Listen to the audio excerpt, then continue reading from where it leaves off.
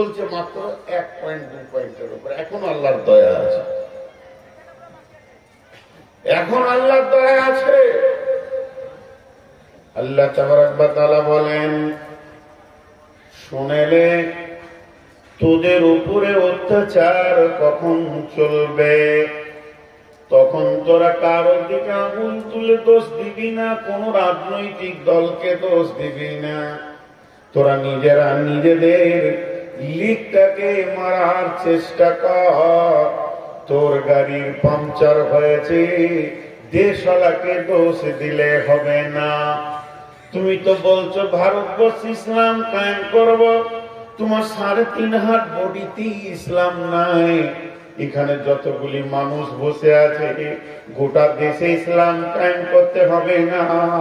আমি নূর মোহাম্মদকে শুধু দেখেন খেয়াল করে, আমি বেঈমান, আমি মুনাফিক, আমি জালিম, আমি অত্যাচারী, তাহলে আমার কাছে ইসলাম নাই। 3.5 হাত বডিতে এখানে ইসলাম নাই। এখন তো রাজ্য দখল, তারপরে কেন্দ্র দখল, এটা পরে ছেড়ে দেন।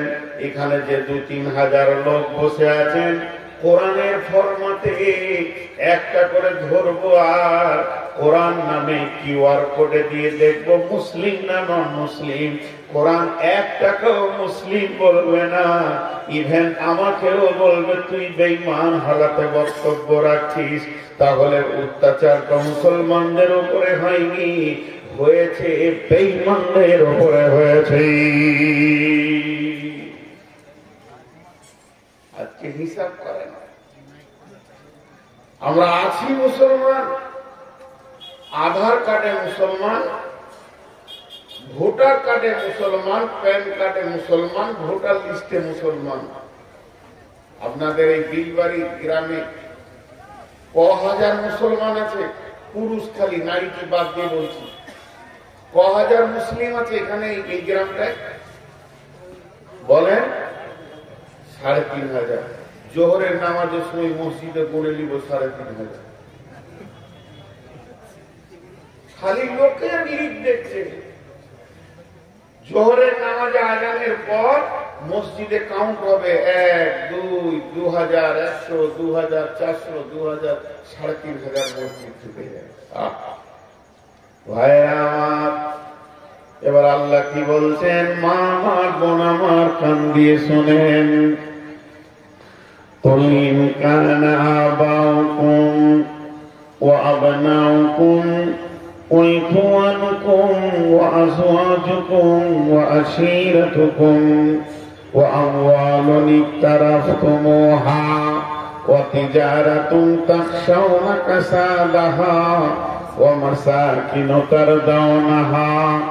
আমরা আল্লাহ বলছেন, যখন তোদের 8টা জিনিসের ওপরে মহব্বত বেড়ে যাবে 3টের তুলনায়, সেই 8টাকে বাপের মহব্বত, ভাইয়ের মহব্বত, সন্তানের মহব্বত, বিবির মহব্বত, বন্ধুর মহব্বত, সঞ্চিত মালের মহব্বত, ব্যবসা বাণিজ্য চাকরি বাকরির মহব্বত, এবং যে অট্টালিকাটা তুমি বানিয়েছ এই ঘরটির মহব্বত যখন তোমার বেড়ে যাবে, এই 8টার মহব্বতে তখন তুমি পাগল হয়ে থাকবে।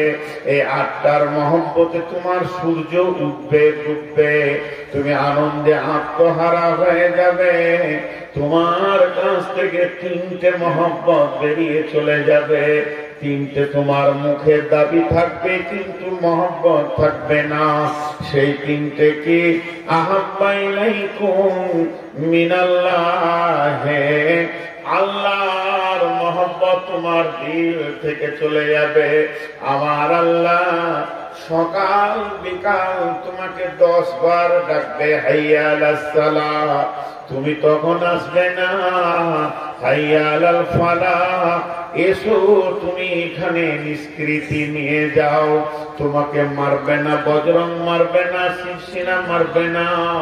আমার অফিসে এসো, আমি রব তোমাদেরকে ডেকেছি, তখন তুমি চায়ের দোকানে থাকবে, তাসের আড্ডাতে থাকবে, তখন তুমি জুয়ার আড্ডাতে থাকবে, আল্লাহর ডাকে সাড়া দেবে না, আল্লাহ তোমার উপরে নারাজ হয়ে যাবে। ওয়া রাসূলিহি, আমার রসুলের উপরে তোমাদের নফরত কত হবে।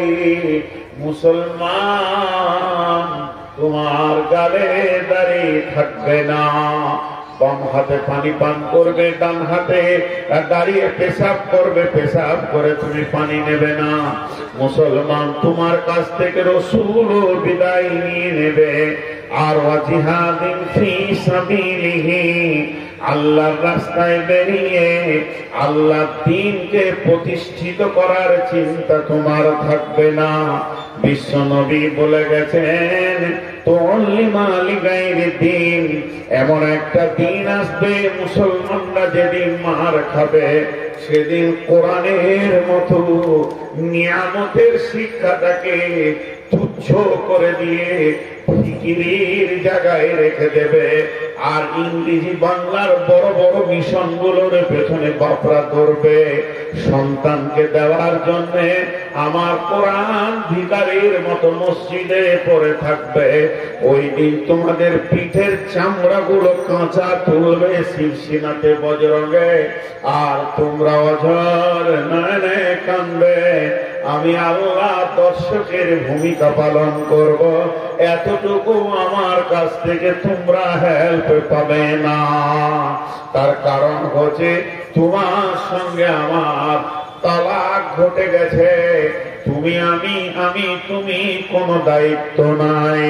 আমি যে মেয়েটাকে বিয়ে করেছি, ওই মেয়েটা হলো আমার বিবি, তাকে আমি ভালোবাসি, তার সঙ্গে আমার প্রেম আলাপ আছে, তার আমি কসমেটিক্স দিই, কাপড় দিই, তার খাওয়ার চিন্তা করি। মেয়েটা অসুস্থ হলে আমাকে বড় কষ্ট লাগে, নানান চিন্তায় তাকে আমি নিয়ে আছি। যেদিন মেয়েটি লোক থেকে খোলা তালাক নেবে, এর সঙ্গে আমি আর সংসার করব না, এর সাথে আমার কোনো সম্পর্ক থাকবে না। ওই দিন মেয়েটার সাথে আমার তালাক ঘটে গেল সামাজিক ভাবে। সমাজ জেনে নিল মেয়েটির সঙ্গে আমার চিরতরের তালাক হয়ে গেছে। ওই মেয়েটি সামনে ঈদে অপেক্ষা করছে, আমার জন্য নতুন কাপড় আসবে, আমি তাকে কাপড় কিনে দিব।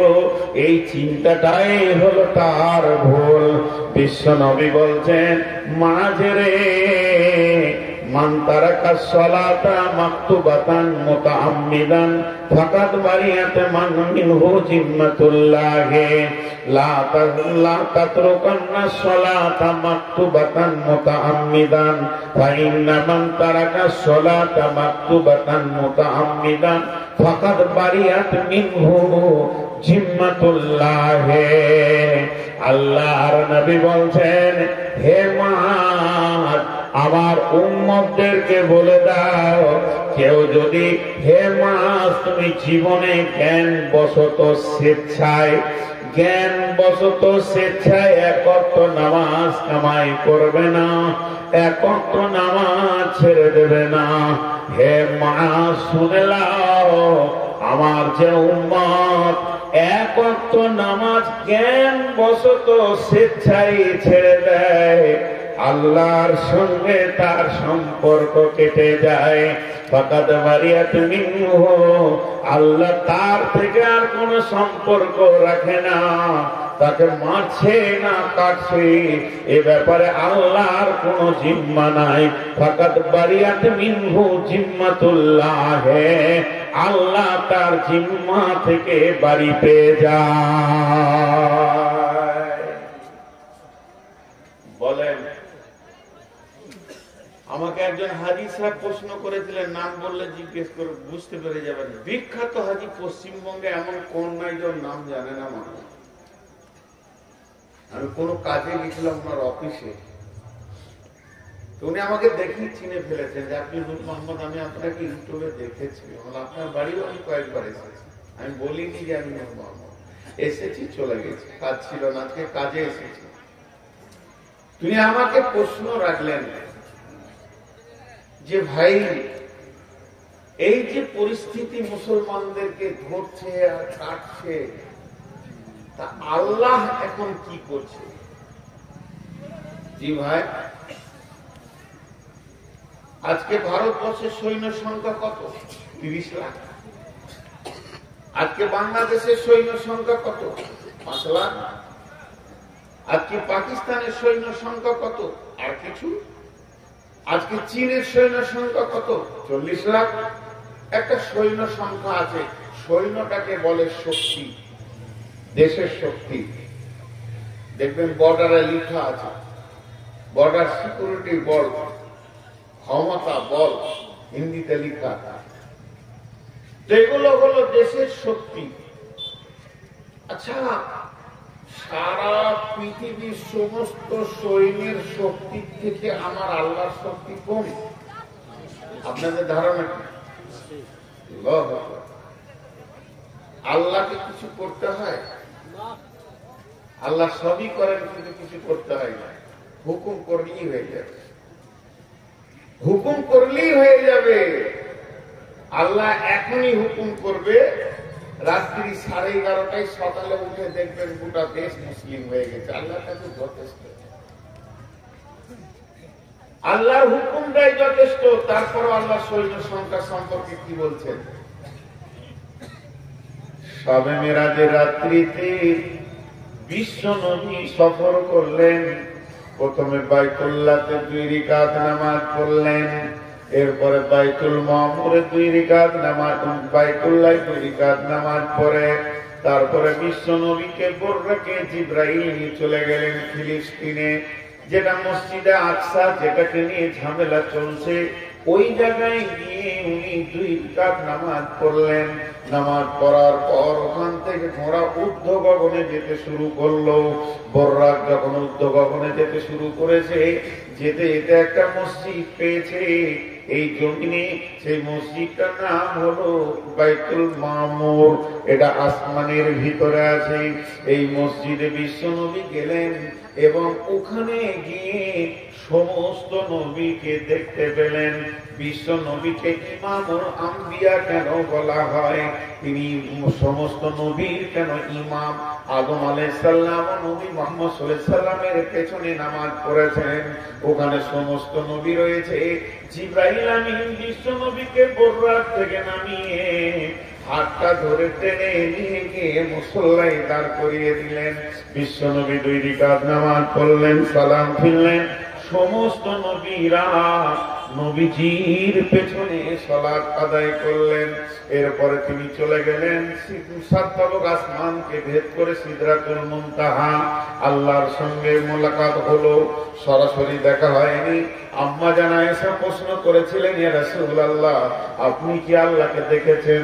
বিশ্বনবী উত্তরে বলেছেন, আমি দেখিনি, তবে নূরের তাজাল্লি আমি দেখেছি।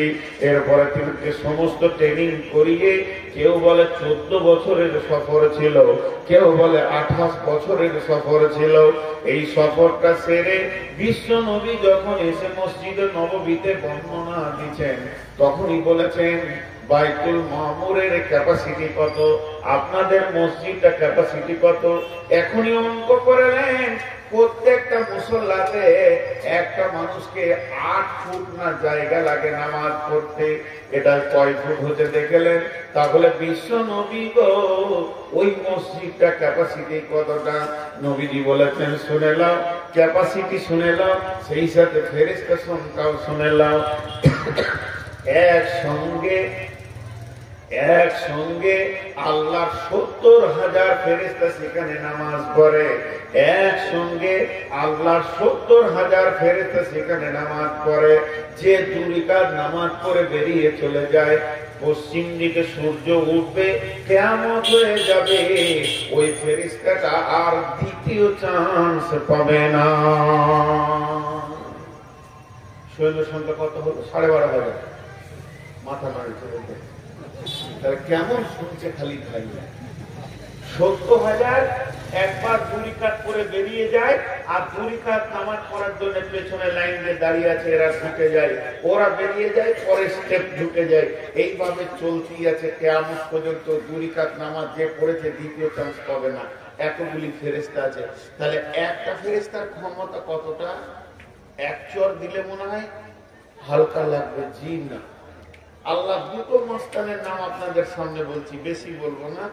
একটা হলো ওর নাম আজরাইল। আজরাইল নাম নয়, মালাকুল মউত।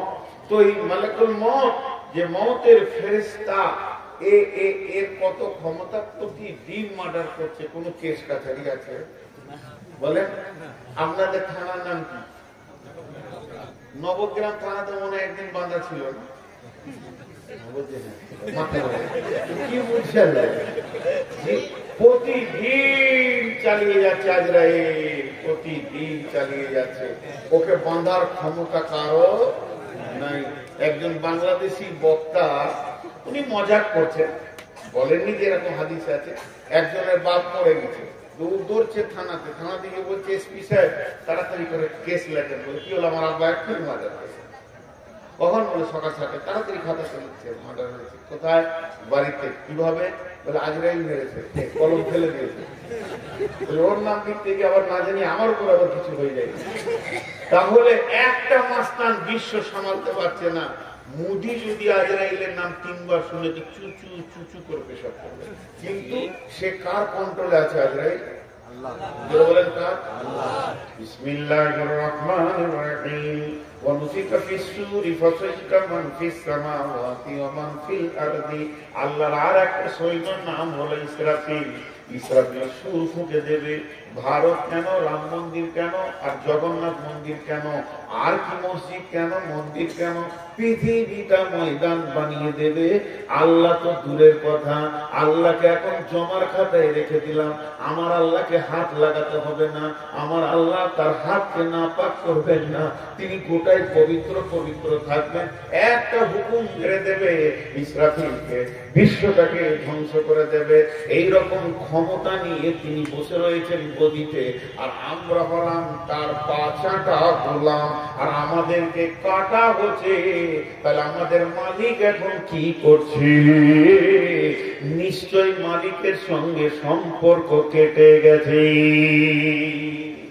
এই জায়গাটা যদি কেউ রিপেয়ার করে নিতে পারে, আল্লাহ তাবারাক ওয়া তাআলা সূরা নূরের মধ্যে বলছেন, বিসমিল্লাহির রহমানির রহিম। ওয়াদাল্লাহুল লাযীনা আমানু মিনকুম ওয়া আমিলুস সালিহাতি লা ইস্তাখলিফান্নাহুম ফিল আরদি কামা ইস্তাখলাফাল লাযীনা মিন ক্বাবলিকুম। আরেকবার বলছি, বিসমিল্লাহির রহমানির রহিম। ওয়াদাল্লাহুল লাযীনা আমানু মিনকুম ওয়া আমিলুস সালিহাতি লা ইস্তাখলাফাল লাযীনা মিনকুম কামা ইস্তাখলাফাল লাযীনা লা খালি মাথা ভুল করে। ওয়াদাল্লাহুল লাযীনা আমানু মিনকুম ওয়া আমিলুস সালিহাতি। আল্লাহ তাবারাক ওয়া তাআলা বলছেন, আমি তোদের সঙ্গে ওয়াদা করছি। আচ্ছা, আরেকটা মাঝে কথা বলেলেন, আমি আরেকটা ততক্ষণ বের করে নিই মাঝে। আচ্ছা, আমার ওয়াদা, আমি যে ওয়াদা করেছি আজকে জালসায় আসবো, যদি আল্লাহ তৌফিক না দিত আসতে পারতাম না। ধরেন বাড়ি থেকে বের হয়ে 5 টাকা গাড়িটা 3 পাল্টা, তাহলে হসপিটাল যাবেন। তাহলে আমার আসার কোনো ক্ষমতা নাই। আমি যেখানে এসেছি, আমি আসিনি, আমার আল্লাহ আমাকে তৌফিক দিয়েছে বলে পৌঁছে দেবে, ঠিক না? তো যখন আমি ওয়াদা করব তখন কি বলবো? ইনশাআল্লাহ আপনাদের জালসায় আমি আসছি। যখন ইনশাআল্লাহ বলবো, তো আমার আল্লাহ আমাকে তৌফিক দেবেন। তা এই তৌফিকটা পেলে তবে আমি আসতে পারবো। কিন্তু আল্লাহকে কোনো তৌফিক লাগছে? আল্লাহ যদি কোনো ওয়াদা করে তৌফিক লাগবে না? এতগুলো লোক, পেছনের লোক একটু আগে চিল্লাইছিলেন তো। আমি সলিড কোরআন হাদিস দিয়ে আজকে মলম দিয়ে যাচ্ছি, ঘা ভালো হয়ে যাবে। কিন্তু মেয়েরা শুনছে না, ওরা মুড়ি ভাজতেই আছে। আপনারা শুনেন, মানে আমি তো আবার নারী বিশেষজ্ঞ, আমি বুঝি যে ওরা শুনবে না। ওরা এসেছে বহুদিনের পুরাতন গল্প গুজব উজাড় করছে। ওরা ওদের কাজ করুক, আপনারা আমার সঙ্গে কথা বলেন। আল্লাহ কোনদিন ওয়াদা খিলাফ করেন না। এবার আমি বলছি, সূরা নূরে চলে যাবেন, 55 নম্বর আয়াতটা খুলবেন। আল্লাহ কি বলছেন? ওয়াদাল্লাহুল্লাযীনা আমানু মিনকুম ওয়া আমিলুস সলিহাতি লা ইস্তাখলিফান্নাহুম ফিল আরদি কামা ইস্তাখলাফাল্লাযীনা মিন ক্বাবলিকুম। আল্লাহ তাবারাক ওয়া তাআলা বলছেন, আমি ওয়াদা করছি রে সারা বিশ্বের মুসলমান, আমার ওয়াদাটা শুনলে তোরা ঈমান আনার পর আমার ভালো আমলের ভিতরে তোরা ঢুকে যা। যখন তোরা আমাকে রাজি করে নিবি আর আমি যখন রাজি হয়ে যাব, সারা বিশ্বটাকে তোদের হাতে তুলে দিব, তোরা শাসন করবি, তোদের অধীনস্থে বাকি জাতিগুলো শাসিত হবে। কেমন করে শাসন করবি আর কেমন করে শাসিত হবে একবার ভেবে হয়ে গেছে। ইরাকেরা একসঙ্গে ছিল 1.5 লক্ষ সৈন্য। কোন একজন ব্যক্তি বলল, ও বাদশাহ হিরাক্লিয়াস, তুমি বহু জাতি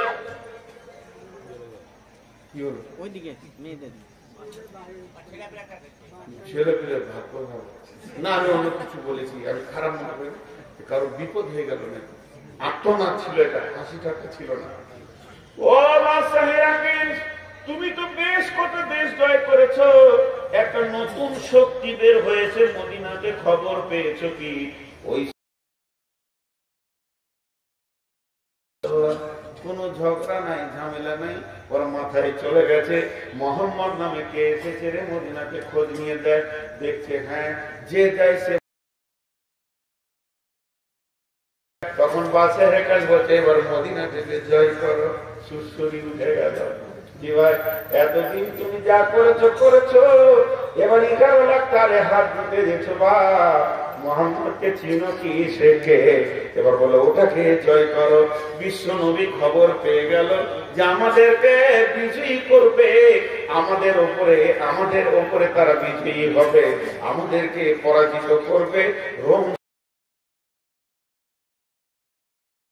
দিয়ে দিয়েছেন। বিশ্ব নবী সৈন্যদেরকে বলেন, ও আল্লাহর গোলামের দল, ও আল্লাহর গোলামের দল, আলী রে, ওসমান রে, রে আবু বকর, কে আছো? উমর, খালিদ বিন ওয়ালিদ, এবার তোমরা রেডি হও। কতজন সৈন্য বিশ্ব নবী নিলেন সঙ্গে মোতার প্রান্তে যাওয়ার জন্য? 30,000 সৈন্য। 30,000 সৈন্য।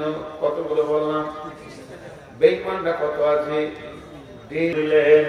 আর মদিনা থেকে যখন সফর শুরু হলো, রাস্তাটা কয় কিলোমিটার ছিল? কি বলেন, কে বলতে পারবে? রাস্তাটা কয় কিলোমিটার ছিল? তখন তো কিলোমিটার ছিল না, এখন কিলোমিটারে এসে গেছে 1900 কিলোমিটার রাস্তা। পাহাড়ি রাস্তা, শুধু তাই নয়, পাহাড় পর্বত মরুভূমিকে পার করে তাদেরকে যেতে হবে। এইরকম পাহাড়ি রাস্তা 1900 কিলোমিটারের রাস্তা তারা রেডি হয়ে গেল। এবার মুনাফিকরা ভিতরে ঢুকে গেল। মুনাফিকরা বলছে, যাস না, প্রচন্ড গরম, এত গরমে গিয়ে তোরা কি মরবি, এই মোহাম্মদের পেছনে যাস না। বিভিন্ন রকম বুঝাতে লাগলো। ভাইয়া, সূরা তাওবার মধ্যে আল্লাহ আয়াত দিয়ে দিলেন, হে নবী তুমি বলে দাও, এই যে 54 ডিগ্রি সেলসিয়াসের গরম, বালি তো পুড়ে যেতে, পায়ের চামড়া উঠে যাবে, তোমাকে পাহাড়ে উঠতে হবে, নামতে হবে, চড়াই উতরাইতে তুমি ভয় করে যাবে না। সাহাবীরা বের হয়ে গেলেন। কয়জন? 30,000। কয়জন বের হলেন বলেন? আর ওই দিকে আছে কয়জন? 1.5 লাখ। তাহলে 1.5 লাখ বেশি না 30,000 বেশি? 1.5 বেশি না 30 বেশি? 1.5 কম 30 বেশি। আরে 1.5 কম, দেখেন না, একের কই তো 1.5 লাখ সৈন্য নিয়ে ময়দানে যখন হাজির, তুমি আমাদেরকে সাহায্য করো। আলাল কাউমিল কাফিরিন, চেহারাটা একটু ছাপ করেছে, চিন্তা ছাপ। হযরত উমরকে বলতেন, ইয়া রাসূলুল্লাহ, ইয়া হাবিবাল্লাহ, আপনি কি কোনো টেনশন করছেন নাকি?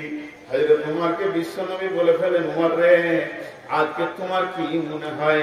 হযরত উমর বলেন, ইয়া রাসূলুল্লাহ, বিজয় তুলব ইনশাআল্লাহ, ইসলামের পথের মাটিতে গেড়ে দিয়ে চলে যাব, রোম আজকে আমাদের হাতে আসবে।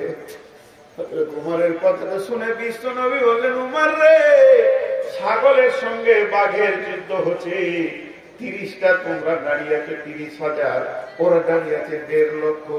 বিশ্বনবীকে তখন আনন্দ দেওয়ার জন্য উমর বলছেন, ইয়া রাসূলুল্লাহ, 30,000 সৈন্যকে আপনি রেস্ট করতে বলেন, ওদেরকে তাবুতে, আমাকে একাই ছেড়ে দেন, 1.5 লাখে ঘর পাঠিয়ে দিচ্ছি। নবীজি বললেন, উমর রে, এত সাহস তুমি কিলে কেমন করে পেলে?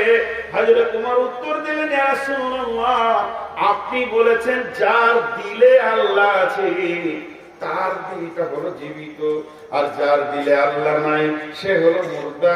আমি উমর একাই জীবিত, 1.5 লক্ষ মুর্দা দাঁড়িয়ে আছে আমাদের সামনে, একটা বাঘের মতো হুঙ্কার মারবো, ময়দান ছেড়ে দিয়ে এক বাঘ 1.5 লক্ষ ভেড়ার জন্য যথেষ্ট, ময়দান ছেড়ে দিয়ে চলে যাবে।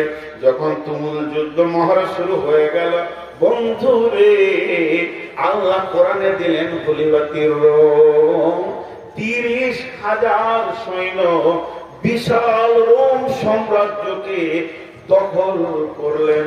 শুধু দখল করেনি, তাদের সিংহাসন পর্যন্ত পৌঁছে গেলেন। শুধু পৌঁছায়নি, সেখানে যে আপনার কিনা সোনার তার ছিল, সোনার শিকল ছিল, স্বর্ণ যত ছিল সবকে টেনে হিচড়ে বের করে নিয়ে এসে মসজিদের নববীর গোডাউনে ছুড়ে ফেলে দিলে, বাইতুল মালে জমা করে দিয়েছে।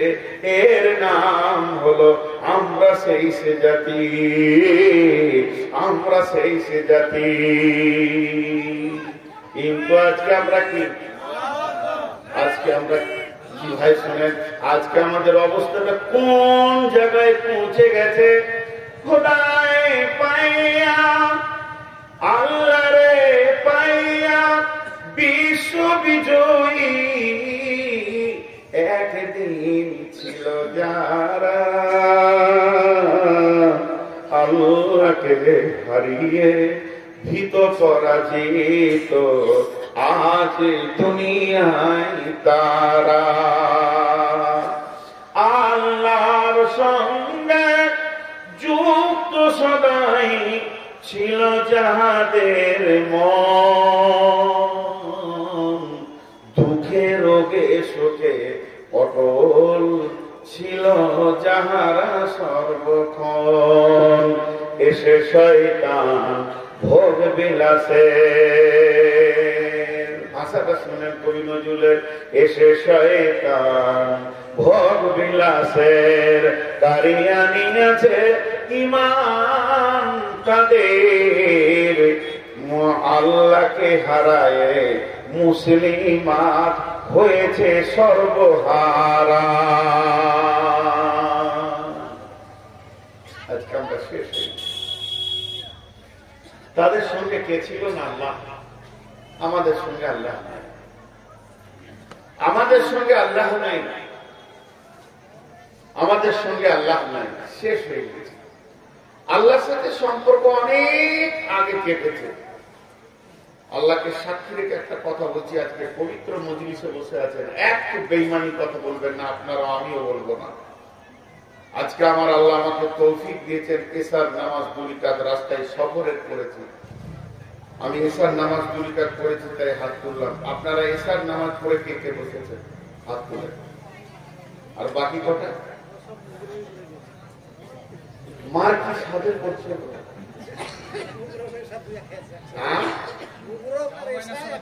যাই করেছেন এশার নামাজ পড়েছেন কি? আর বাকি যেগুলো হাত তুলল, এরা বজরঙ্গের থেকেও, এরা বিজেপির থেকেও। আমার ভাবিয়েন না লোককে দোষ দিতে সময় লাগে, কিন্তু আমি কে নিজেকে খুঁজে পাই না। চলেন, সেই রোম সম্রাট চলে আসলো জেরুজালেম। বেশি সৈন্য যায়নি, শুধুমাত্র হযরত উমর একা ছিলেন। জেরুজালেম বেঈমানদের হাতে ছিল। পাদ্রীদের হাতে ছিল, খ্রিস্টানের হাতে ছিল। জেরুজালেম শাসন হতো খ্রিস্টানদের মতবাদে। কিন্তু হযরত ওমর যখন তাওহীদের দাওয়াত নিয়ে পৌঁছিয়ে দিলেন, তাওহীদের দাওয়াত নিয়ে তোমরা জেরুজালেম পৌঁছে যাও, তখন তারা জেরুজালেমের যারা সৈন্য ছিল, মুসলিম সৈন্যদেরকে তারা কেল্লায় আবদ্ধ করে দিল এবং বলল যে তোমার যতদিন না আসবে তোমাদের ছাড়া হবে না। পত্র দ্বারা হযরত ওমরকে চিঠি লেখা হলো, ওমর তুমি একবার জেরুজালেমের মাটিতে পা দাও, তুমি জেরুজালেমে আসলে তোমার সঙ্গে বসে আমি একটা আলোচনা করে নিব, কারণ তুমি হচ্ছে বিশাল সাম্রাজ্য, 2200 বর্গ কিলোমিটার মানে অধিপতি, কিংবা 18 লক্ষ বর্গ কিলোমিটারের অধিপতি। জেরুজালেম আমি তো একটা ছোট দেশ নিয়ে বাস করছি। হযরত ওমর যখন চিঠিটা পেয়ে গেলেন, সঙ্গে সঙ্গে তিনি আসলামাকে ডাকলেন। আসলামা ছিলেন তার রাজ ভান্ডার থেকে দেওয়া একটা খাদিম। তিনি হচ্ছেন মুসলিম জাহানের খলিফা, তিনি হচ্ছেন দ্বিতীয় খলিফা। বিশ্ব নবী পৃথিবী থেকে চলে গেছেন, হযরত আবু বকর চলে গেছেন, এরপরে ওমরের জামানা চলে এসেছে, হযরত ওমর সেখানে রয়েছেন। এবং শুনে আসলাম একটা উটকে রেডি করে নিয়ে এসে বললেন, হুজুর চলেন, এখন যেতে হবে জেরুজালেম। হযরত আসলামা যখন উটটা আনলেন, উটের উপরে চেপে নিলেন কে? হযরত ওমর। এরই পশ্চাতে চাহি তুমি চলিয়া চলো দূর মরু পথ বহি, জেরুজালেমের কেল্লা যেটাই আছে অবরোধ করি, বীর মুসলিম সিনাদল তব বহুদিন মাস ধরি, দুর্গের দ্বার খুলিবে তারা, বলেছে শত্রু শেষে, উমার যদি গো সন্ধি পত্রে স্বাক্ষর দেয় এসে। হায় রে আদের ধারার মালিক আমিরুল মুমিনিন শুনেছে খবর, একা একই উঠে চলেছে বিরামহীন, সাহারা পাড়াইয়ে ঝুলিতে দুখানা শুকনো ক্ষুব্জ রুটি, একটি মশকে এতটুকু পানি, খোরমা 2-3 মুঠি। প্রহরীবিহীন সম্রাট চলে একা উঠে চোরি, চলেছে মাত্র একটি গোলাম উটের রশি ধরি। মরুর ঊর্ধ্ব আকাশে সূর্য আগুন বৃষ্টি করে, সেই সে আগুন তাতে কয় সম ফুটে বালুকার মরু পরে। কিছু দূর যেতে উঠ হতে নামি কহিল গোলামের ভাই, পেরেশান বড় হইয়াছ চলিয়া, এইবার আমি যাই। উটের রশি ধরিয়া অগ্রে উঠে বস উঠে, তপ্ত বালুতে চলে যে চরণে রক্ত উঠেছে ফুটে। গোলাম 2 হাত ধরে চুমি কাঁদিয়া কহিল, ওমর এখনই আদেশ করেন কেমনে আপনি?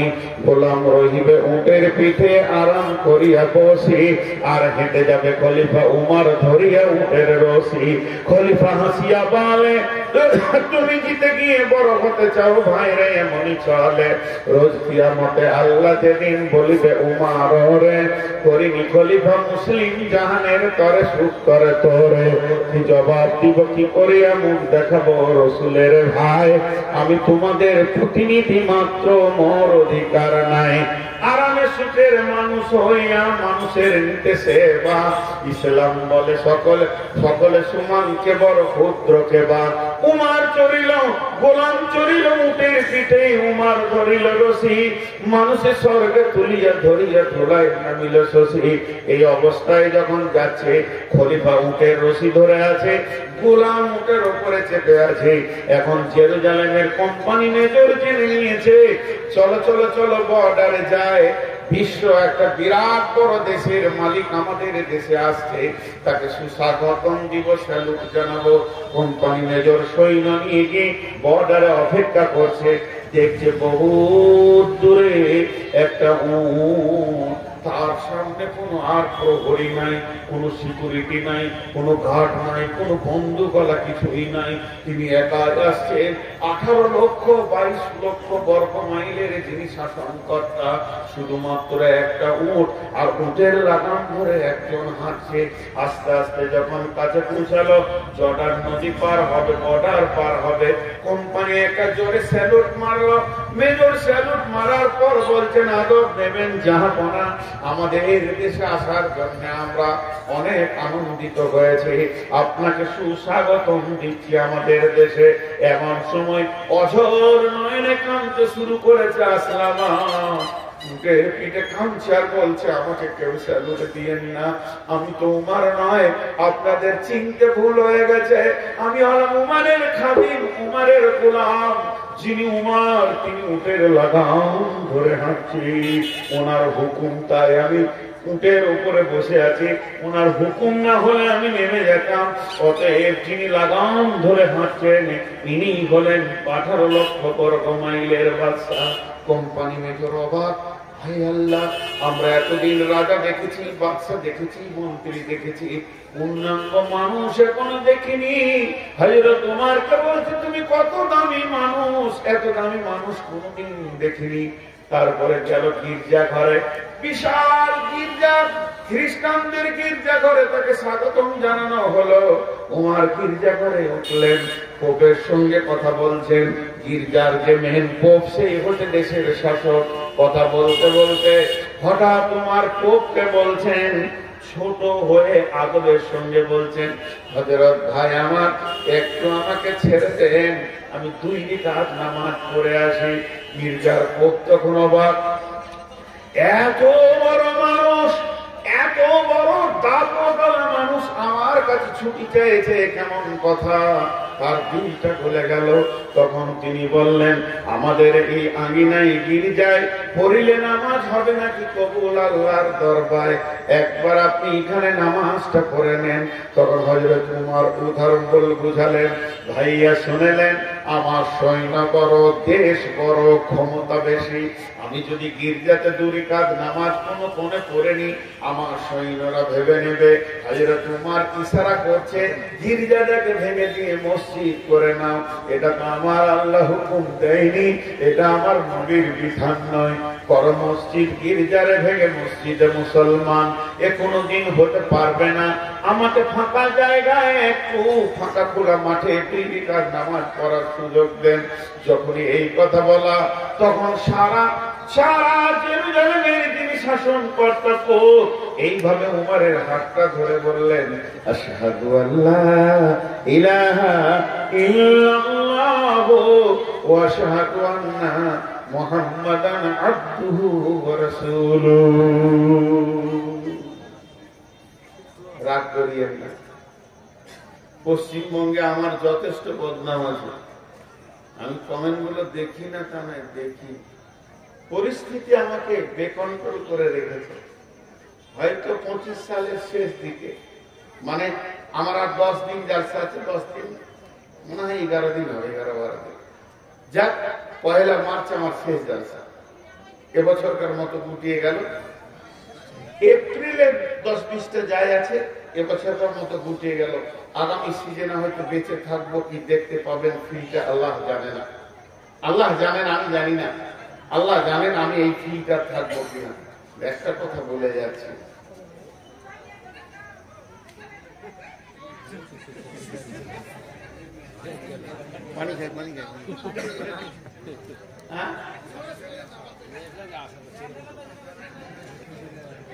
আমি তা বলছি না, মেয়েগুলো এত চিল্লাইছে আমার ভয় লাগে যে বোমে দিতে নেই,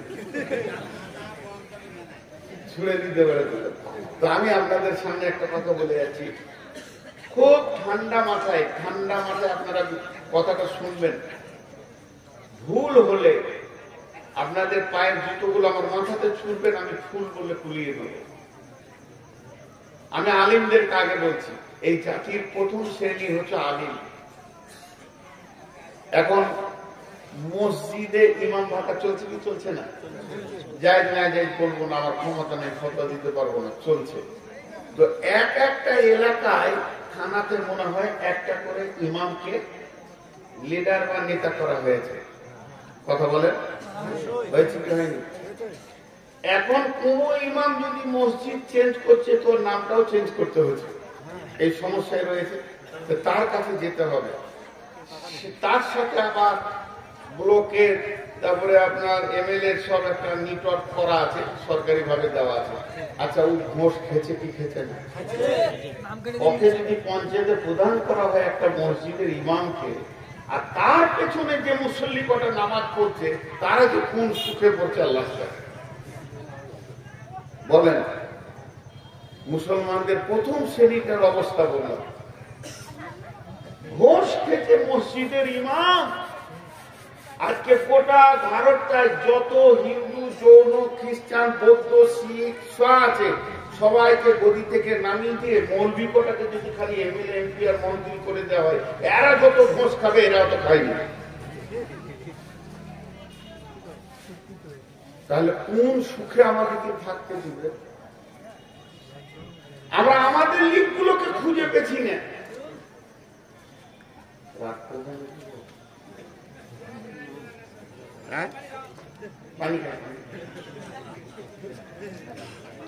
আমি পানি খাচ্ছি না, জিভ যাচ্ছে। আপনাদের আমার কথাটা বিরক্ত লাগলো, খারাপ লাগলো? এবার চলেন, সমস্ত জাতির নেতাদের কথা বাদ দেন। ওদের দলিল নাই, আল্লাহ নাই, রসুল নাই, কোরআন নাই, হাদিস নাই। দলিল নাই, আল্লাহ নাই, রসুল নাই, কোরআন নাই, হাদিস নাই। যা পারবে থাকবে সুদ, বাটপাড়ি, জুয়ো, চাঁদা, মদ, বিড়ি, গাঁজা, যা করে খাওয়া। কিন্তু মুসলিম যে কটা নেতা ভারতবর্ষে আছে, এরা কি সরকারকে দেখাতে পেরেছে যে আমরা মুসলিম, 1 টাকা ডান দিকে বাঁ দিকে করবো না, সব সরকারি কাজ করবো, আমরা হারাম খাই না, আমরা হালাল খোর, আমাদের কাছে মদ কিছু থাকবে না, জুয়ো তাস থাকবে না? না, এরা মাতাল কটাকে নিয়ে ঘুরে বেড়ায়। আচ্ছা, তাহলে এদেরকে আর রাখা ঠিক আছে?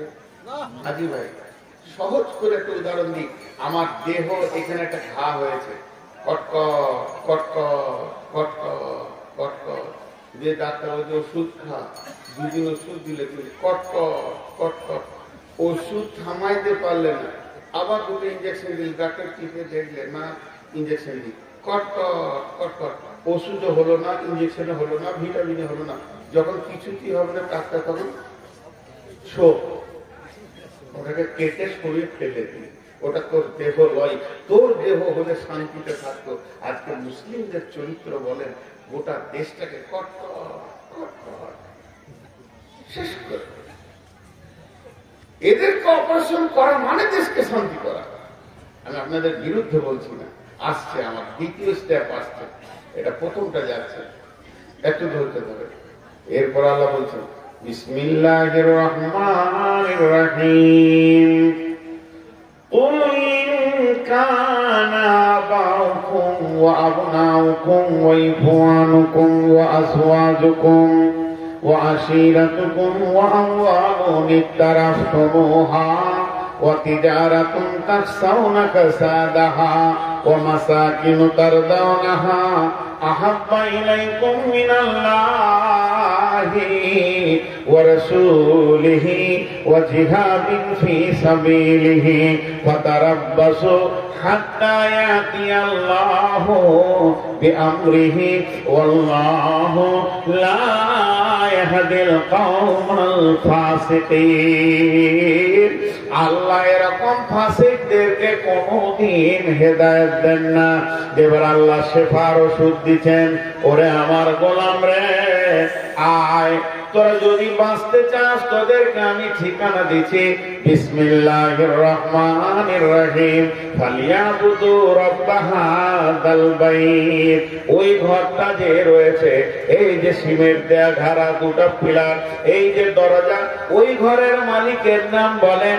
এই ঘরটা আব্দুল জব্বারের, এই ঘরটা জমিরুলের, এটা শফিরুলের, এটা শফিকের, এটা মফিকের, এতগুলো ঘরের মালিকের নাম আছে।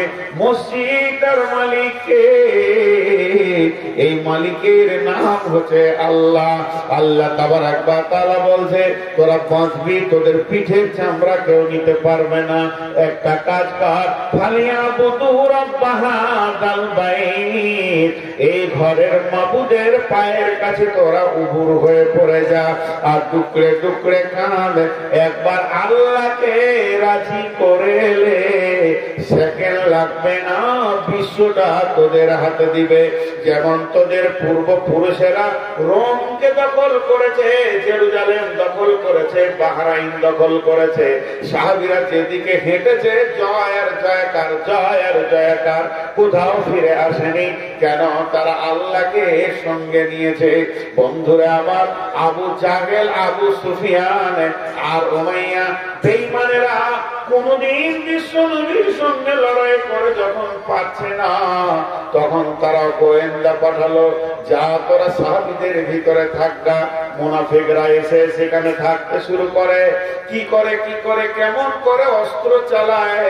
হযরত আলীকে যখন দেখা যায় জিহাদের ময়দানে মনে হয় সিংহের মুখ দেখছি, উমারকে দেখলে মনে হবে পাগলা সিংহ দাঁড়িয়ে আছে, কলিজাটা চাবিয়ে খেয়ে নেবে। এই লোকগুলি এত ভয়ানক, জিহাদের ময়দানে একবার দাঁড়ালে এদের চোখের ভিতর দিয়ে অগ্নি শর্মা চলতো, আর মুনাফিকরা বেঈমানেরা থরথর করে কাঁপতো। তাহলে এরা এমন হলো কি করে? এই ট্রেনিংটা তো আমাদেরকেও নিতে হবে। গোপনে তারা সাহাবীদের সঙ্গে বেশ কিছুদিন থাকতে লাগলো। তারা করে কি, থাকতে থাকতে গভীর রাত্রিতে আলীর মতো ভিড়টা উঠেছে, উঠে উজু করে মসজিদে নববীতে কাঁদছে, চোখের পানিতে মনে হচ্ছে না সিংহ শিয়ালের থেকে দুর্বল মনে হচ্ছে। ডুকরে ডুকরে কাঁদছে, বলছে আল্লাহ আল্লাহ আল্লাহ, মওলা জিহাদের মালিক তুমি, জয় বিজয়ের মালিক তুমি, মাবুদ তুমি শক্তি দাও। ফজরের পর আবার সিংহ হয়ে গেছে। তার মানে সারা রাত আল্লাহর সঙ্গে কানেকশন, আর সারা দিন জিহাদের ময়দানে মাস্তান। এদেরকে কে হারাবে? আমাদের তো আল্লাহ নাই, আমাদের তো রসুল নাই, চেহারাতে রসুল নাই, ইবাদতে আল্লাহ নাই। বিয়ে করেছি 27 বছর, হজ করে এসে দেখছি 8টা ছেলের বাপ। হাজিকে জিজ্ঞেস করছি, হাজি সাহেব ছেলে পিলে কয়টা? বলে 4টা বেটি 4টা বেটা। মাশাআল্লাহ, টাকা পয়সা হয়েছে। বিয়ে কতদিন হয়েছে? 43 বছর বিয়ে করেছি বাবা, 8টা ছেলের বাপ আমি। আমার বিয়ে রানিং চলছে 43 বছর। মক্কার মাটিতে জিজ্ঞেস করছি, হাজি সাহেব ফরজ গোসল জানেন? বলে জানেন। গোটা ঘর না পাক করে রেখে দিয়েছে। 43 বছর ধরে হাজির ঘরে কোন ফেরেশতা ঢুকবে রে বন্ধু? এবার তার বেটারা জানে কিনা জানি না ওই ঘরটার অবস্থা কি হয়ে আছে। শয়তান বলবে, এত বড় শয়তানি তো আমি বলি নাই, সারা বছর ঘরকে না পাক করে রেখে দে। মুসলমান, তোমাকে মুসলমান হতে হবে। এর জন্য আল্লাহ কোরআনে বলেছেন, ইয়া আইয়ুহাল্লাযীনা আমানু আমিনু, ঈমানদার তুমি ঈমানদার হয়ে যাও। ইয়া আইয়ুহাল্লাযীনা আমানু কু আনফুসাকুম ওয়া আহলিকুম নারা, হে ঈমানদারেরা তুমি নিজে বাঁচো, তোমার আহলকে জাহান্নামের আগুন থেকে বাঁচাও। এত কথা আল্লাহ বলেছেন। যে আমার আল্লাহ সূরা সফের ভিতর কি বলছেন দেখেন, আমাদেরকে 5-8 দিচ্ছেন। বিসমিল্লাহির রহমানির রহিম, ইয়া আইয়ুহাল্লাযীনা আমানু হাল আদুল্লুকুম আলা তিজারাতিন তুনজিকুম মিন আযাবিন আলীম তুমিনুন বিল্লাহি ওয়া রাসূলিহি ওয়া তুজাহিদুনা ফী সাবিলিল্লাহি বিআমওয়ালিকুম ওয়া আনফুসিকুম যালিকুম খায়রুল লাকুম ইন কুনতুম তা'লামুন। একটা মজার কথা আপনাদেরকে শোনাই। প্রায় স্কুলে হয় কি হয় না, স্কুলে মাদ্রাসাতে কেমন করে দাঁড়ায়? লাইন সোজা করে দাঁড়ায় কিনা? কথাটা উত্তর দেবেন আপনারা, এর মধ্যে যুক্তি কথা আছে। এটা আমি পেয়েছি গোলাম মুর্তজার কাছ থেকে। আমি লাইন শুনছি বসে বসে, শিশু অবস্থায় খুব দামি কথা বলেছিলেন, এখন আমার ব্রেনে সেটা আছে। প্রেয়ার লাইন হয় একটার পেছনে একটা, একটার পেছনে একটা, এটা একটা লাইন, এটা একটা লাইন, এটা একটা লাইন। আচ্ছা, একের পেছনে এক হলে কয়জন হলো? বলে না, মুখ খুলে না। তার পেছনে এক কয় হলো? তার পেছনে এক কয় হলো? ওরা কয়জন হলো? 4 জন। আর আমার রাসূল প্রেয়ার লাইন কিভাবে শিখিয়েছেন? একের পেছনে এক না একের পাশে এক? মসজিদে নামাজে কেমন দাঁড়ান? একের পাশে এক। একের পাশে এক হলে কত হয়? ঠিক আছে। তার পাশে এক হলে কত হয়? তার পাশে এক হলে কত হয়? হ্যাঁ, মুসলিম যদি 4টা দাঁড়ায় ওদেরকে 1000টা আসতে হবে। এখন ওই ক্ষমতাটা মুসলমানদের আছে, কি বলেন? আল্লাহ এখনো কেড়ে নেয়নি। ভারতবর্ষে যে কটা মুসলমান আছে ওরা জানে একবার যদি হুঙ্কার ছাড়তে শুরু করে তোরা পেশাব করে পালিয়ে। প্রশাসন শুধু ওদের সাথ দিচ্ছে, তাই তারপরও ভারতবর্ষের মুসলমান এখনো ধৈর্যের উপরে দাঁড়িয়ে আছে। যেদিন ধৈর্যের বাঁধ ভাঙবে, যেদিন এরা নামবে, সেদিন বিশ্বের অন্য জাতিরা পালাবার রাস্তা পাবে না। কারণটাও বলে দিই, এই আয়াতে আছে, আমি আয়াত করেছি, আপনাদের বিরক্ত লাগছে নাকি? এই আয়াত আছে, আমি বললাম আজকে অনেক মূল্যবান কথা বলবো। আমাকে একজন হিন্দু ভদ্রলোক মাওলাতে জিজ্ঞেস করছে, অনেক মহব্বতের মানুষ, খুব দেখা সাক্ষাৎ হয়, বলছে এত মারার পরে এরা পেছুচ্ছে না কেন? তখন আমি ওরা দুটো কথা বললাম, যে মনে করলেন একটা 20 তলা বিল্ডিং, বিশাল ছাদ, 200 মিটারের ছাদ, মন দিয়ে শুনবেন, ওখানে উদাহরণটা দিয়েছিলাম, আর দুজনাই হচ্ছে পাকা চোর, ছাদে লুকিয়ে আছে, আর এসপি গিয়েছে, আর যে এসপি কে দেখে ওরা দৌড়তে শুরু করেছে ছাদে, কিন্তু এসপি কি ছাড়বে? এসপি ছাড়বে না। তো ছাদের উত্তর দক্ষিণ দিক থেকে উত্তর দিকে দৌড়তে এসে, কিন্তু ছাদের সব দেওয়াল আছে, দেওয়াল বড় উঁচু করে দেওয়াল আছে, ওখানে দুটো প্লাস্টিকের দরজা আছে, একজন দরজাকে লাত মেরে দিয়ে ওইদিকে চলে গেল, আর একজন দরজার কাছে গিয়ে এসপি কে ধরা দিয়ে দিল। যে লোকটা লাত মারলো না, ওর জ্ঞান কি? ওর জ্ঞান হচ্ছে ওই পাশে আর ছাদ নাই, আমি নিচে পড়বো, 20 তলা নিচে পড়বো, তার থেকে এসপি কে ধরা দেওয়া ভালো, 2-4 বাড়ি দাঁড়িয়ে দিবে। আর যার এটা জানা আছে 100% যেটা দরজা মাত্র ওই দিকেও বড় ছাদ আছে, সে কি করবে? ওই প্লাস্টিকের দরজায় একটা লাফ মারিতে ধরবে।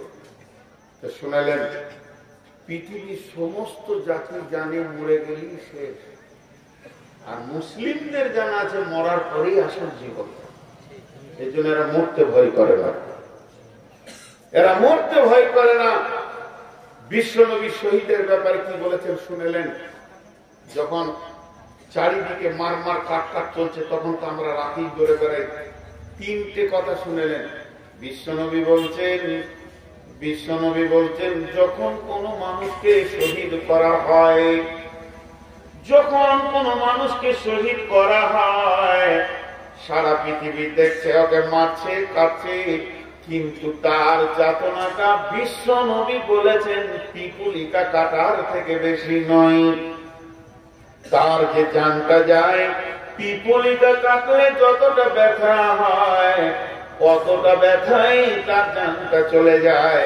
আল্লাহর নবী বলেছেন এটাই সত্য। 2 নম্বর কথা নবীজি বলেছেন, যখন কোন শহীদের রক্ত মাটিতে টাচ করে, আমাকে কতল করেছে, কেটেছে, আমার রক্তটা যখনই মাটিতে টাচ করবে, সঙ্গে সঙ্গে আমার সাগিরা কাবিরা সমস্ত গুনাহ মাফ হয়ে যাবে। শুধু একটা গুনাহ মাফ হবে না, ঋণের গুনাহ মাফ হবে না। আমি যার কাছে পাবো, যে আমার কাছে পাবে, এটা কাউকে পুরা করতে হবে। এর জন্য বিশ্বনবী জানাজায় গেলে প্রথম ঋণের কথা জিজ্ঞেস করে নিতেন। আমার আব্বা মরে গেছে, আমি দাঁড়িয়ে বলবো, ও মাওলানা, বাপের ঋণের দায়িত্ব আমি নিয়ে নিলাম, বাপকে মাফ করে দাও। তারপরে জানাজা হবে। ঋণ এমন একটা জিনিস, তাহলে শহীদ হওয়াটা কত বড় জিনিস। 1 নম্বর, রক্তটা মাটি টাচ করবে। চুরি, ডাকাতি, বেঈমানি, সুদ, জুয়া, তাস, লুডো, কেনা, ব্যভিচার, লুচ্চামি, বেপরদা, সমস্ত গুনাহ মাফ, তাকে আল্লাহ মাফ করে দেবেন। এরপরে শহীদের মত হবে আসানে, হাসতে হাসতে জান্নাতে যাবে। তাহলে নামাজ কখন থেকে শুরু হয়েছে? নামাজ 5 ওয়াক্তে শুরু হয়েছে, মানে রসুলের মেরাজের রাত্রির পর থেকে। নামাজ 5 ওয়াক্তে শুরু হয়েছে রসুলের মেরাজের রাত্রি থেকে। 5 ওয়াক্তের নামাজটা শুরু হয়েছে রসুলের মেরাজের রাত্রি থেকে। এই নামাজটা চলবে কতদিন? চলবে চলবে চলবে চলবে, চলতে থাকবে কতদিন? একদম যেদিন পশ্চিমে সূর্য উঠবে সেই দিনে আযান আর নামাজ বন্ধ হবে। তাহলে কি জিহাদ বন্ধ হয়ে গেছে? জি না, জিহাদ চলছে। জিহাদ শুরু হয়েছে কখন? ইসলামের প্রথম জিহাদ শুরু হয়েছে বদরকে দিয়ে। এই জিহাদটা চলবে কতদিন? খন্ড খন্ড ভাবে সারা পৃথিবীর বুকে জিহাদ চলবে বন্ধুরে। জিহাদ তো বন্ধ নাই, এখনো চলছে। এটা চলবে, শেষ হবে কখন? যেদিন ঈসা আলাইহিস সালাম আর ইমাম মেহেদী আর ইমানদাররা মিলে এই দাজ্জালকে শেষ করবে, ওই দিন জিহাদ শেষ হবে। তার আগে এই যত শহীদ হচ্ছে রাস্তাঘাটে, এই যারা মেরে ফেলছে, এগুলো সব শহীদের দরজা পাবে। আপনি ভাবিয়েন না যেগুলো ফালতু চলে যাচ্ছে, এই রক্তগুলো শহীদের দরজা পাবে। এখন বলেন ভারতের মুসলমান আছে কেমন? খুব ভালো আছি। আমরা বদরের উহুদের প্রান্তে দাঁড়িয়ে আছি। কথা ঠিক না ভুল? কখন জান যাবে আর কখন জান নিতে হবে কোনো ঠিক নাই। আমরা বদর উহুদের প্রান্তে দাঁড়িয়ে আছি। তাহলে জিহাদের ময়দানে দাঁড়িয়ে থাকলে যে নেকি ভারতবর্ষের মুসলমানদের, সেই নেকি বর্তমানে চলছে। আর আল্লাহ এখন কি করছে? আল্লাহ বিরাট ম্যাজিক খেলছে। ম্যাজিক কেন বলেন তো? নগদ ধার লয়, নগদ দিচ্ছেন আল্লাহ। আমাদেরকে বলছে দুধ খা আর মাংস খা, আর বেঈমানদেরকে বলছে গোবর খা আর মুচি। কি কারিশমা মেশিন চালিয়ে দিয়েছে আল্লাহ। Manufacture to customer direct. আচ্ছা, লজ্জাও নাই। আবার রুটিতে গোবর মেখে খেয়েছে, মুখ থেকে এমনি করছে, ভালো লাগে, জোর করে খেয়েছে। আর আল্লাহ আমাদের বলছে দুধ খা, কাবাব খা, টিকিয়া খা, যত খাবি খা, আবার শহীদ হয়ে জান্নাতে যা। আর ওদেরকে দিয়ে দিয়েছে গোবর খা আর পেচ্ছা, আবার গোবর মা। তাহলে আল্লাহ কত বড় কাজের চালাচ্ছে, এখন আমরা আল্লাহকে চিনতে পারিনি। এবার আল্লাহ সূরা সফে যে আয়াতটা বললেন, যে আয়াতটা আপনাদের সামনে পড়লাম, ওটা তর্জমা করছি। আল্লাহ তাবারক ওয়া তাআলা বলছেন, হে ঈমানদারেরা, তোমাদেরকে কি এমন একটা ব্যবসা শিখিয়ে দেব না, যে ব্যবসাটা করলে তোমরা আযাবে আলীম থেকে বেঁচে যাবে। আযাবে আলীম ফিদ দুনিয়া, আযাবে আলীম বিল আখিরাহ। দুনিয়ার আযাব, আখিরাতের আযাব থেকে নিজেকে মুক্তি করে নেবে, বাঁচিয়ে নেবে। এমন একটা ব্যবসা তোমাদেরকে কি শিখাবো না? আল্লাহ বলতে, তাহলে শুনে নাও ওই ব্যবসাটা কি। প্রথম নম্বর হলো তুমিনুনা বিল্লাহি, দ্বিতীয় নম্বর হলো ওয়া রাসূলিহি, তোমরা আল্লাহর উপরে ঈমান আনো। তাহলে এখানে তো আমরা ঈমানদার, আমাদেরকে তো আর ঈমান আনাতে হবে না, গোসল করে নতুন করে কালেমা পড়তে হবে না। তার মানে আমাদের ঈমানের কমজোরি হয়ে গেছে, হালকা হয়ে গেছে, ঈমানের লোভ পেয়ে গেছে। এটাকে 100% আমাদেরকে বাড়িয়ে নিতে হবে। আল্লাহর কাছে কেঁদে কেঁদে কেঁদে কেঁদে আল্লাহকে রাজি করতে হবে। তারপরে কি করতে হবে? ও রাসূলিহি, রাসূলকে নিজের বডিতে আনতে হবে। খাওয়াতে, উঠাতে, বসাতে, পেশাবে, পায়খানায়, শোয়াতে, বিছানাতে, স্বামী স্ত্রী মিলনে, গোসলে, ছেলে মানুষ করা থেকে নিয়ে হায়াত থেকে মত পর্যন্ত রাসূলের সুন্নতকে কবুল করে নিতে হবে।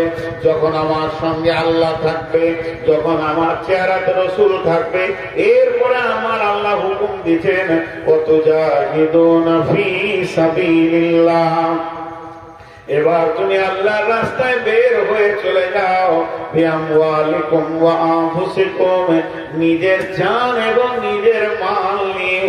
যালিকুম খায়রুল লাকুম ইন কুনতুম তা'লামুন। আগে আমাদেরকে আল্লাহর করতে হবে। জি, আমাদের বোলপুরে দেখবেন, আমাদের বোলপুরে কেন বলবো, আপনাদের উমরপুরেও দেখেছি। একদিন রাত্রিবেলায় অনেক রাতে জালসা করে জঙ্গিপুর থেকে এলাম, তো চায়ের দোকানে গিয়ে চা খাবো। তো আমার গাড়ি দাঁড়িয়ে আছে, এমন সময় একটা গাড়ি এসে লাগলো, খুব দামি গাড়ি, ওসব গাড়ির নাম জানি না, দেখে মনে হচ্ছে খুব দামি গাড়ি, কালো কালারের। তো ওরাও নামলো, ছেলে মেয়ে যা ছিল চা খাবে। তো দেখছে একটা কুকুর বসে রয়েছে গাড়ির ভিতরে, জীবিত কুকুর। আমি মনে মনে ভাবি, হায় রে কুকুর তোরই কপাল, এত দামি গাড়ি চাচ্ছিস, তোরই কপাল। তো এটা হলো পোষা কুকুর। অনেকে কুকুর পোষে, কুকুর পোষার ব্যাপারে অনেক প্রসেস আছে, কোরআন হাদিসে তার হিসাব আলাদা আছে, সেদিকে আমি বলছি না। তো এই কুকুরটা ওখানে আছে, ঠিক ওই রকম একটা কুকুর। ওই কুকুর কে বোলপুরে নামিয়েছে, মিষ্টি দিয়েছে প্লেটে, মিষ্টি খাচ্ছে কুকুরে। তো মিষ্টির দোকানে ছোট ছোট বাচ্চা থাকে, তো তৈরি করছে কুকুরটাকে। ছোট্ট মতো একটা কাঁকড়, পাথর বলা যাবে না, কাঁকড়, এমনি করে কুকুরটাকে মেরেছে। তো কুকুরের মালিক বলছে, এই মারবো থাপ্পড়, তো টনটন করে বলবি। তার মানে কুকুরের মালিক বলেন, কুকুরের মালিক আছে। তো কুকুরটা কি আছে? মালিক আছে। আর রাস্তার ধারে দেখবেন কিছু কুকুর ঘুরে বেড়াচ্ছে। সকালবেলায় সারা রাত ছায়া শুয়েছিল, একটা কম্বলও মিলে। সকালে উঠে কোন রকম চায়ের দোকানে গিয়েছে, কাঠে করে ফটাস করে ঠুকে দিলাম, জিকির করতে করতে চলে গেল পুরীর দোকানে। ওখানে আবার এমনি করে শিখে করে খুঁচি দিয়ে গরম শিখছিল, চলে গেল আরেক জায়গায়। ওখান থেকে লাট খেয়েছে, এখানে গেল। এই লাট খেতে খেতে খেতে খেতে হঠাৎ একদিন দেখবেন কুকুরটা রোডের উপরে ছিটকে পড়ে আছে, নাড়ি মুড়ি বেরিয়ে।